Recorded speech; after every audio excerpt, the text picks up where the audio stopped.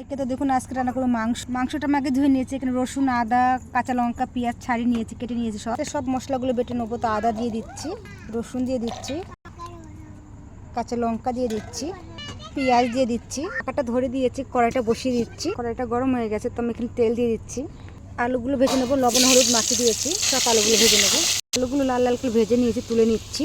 দুটো দিচ্ছি তেজপাতা, শুকনো লঙ্কা সম্বারে, তারপর পেঁয়াজ কুচানোগুলো দিয়ে দেবো তেলে। দিয়ে দেবো বাটা মশলাগুলো, আদা রসুন পেঁয়াজ সব বাটা, জিরের গুঁড়ো, গুঁড়ো, হলুদের গুঁড়ো,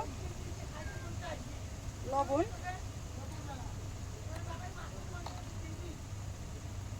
গরম মশলা।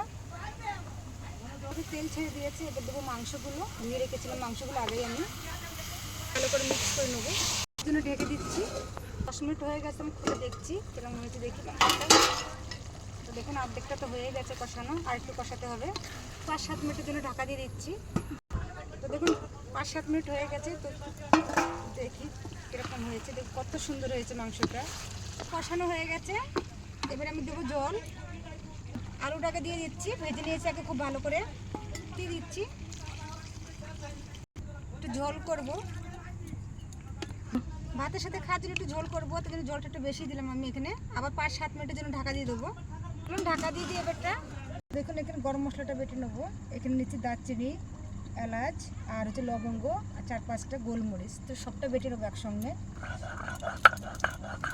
এটা বাটা হয়ে গেছে, বাটিতে তুলে নিচ্ছি। দেখুন মাংসটা হয়ে গেছে। গরম মশলাটা দিয়ে দিচ্ছি উপর থেকে, একটু নাড়াচাড়া করে নেবো যাতে গরম মশলাটা সব জায়গায় মিক্স হয়ে যায়। একটুর জন্য ঢাকা দিয়ে দিচ্ছি। এখন তরকারিটা হয়ে গেছে, তো নামিয়ে নিচ্ছি। তরকারিটা কত সুন্দর হয়েছে।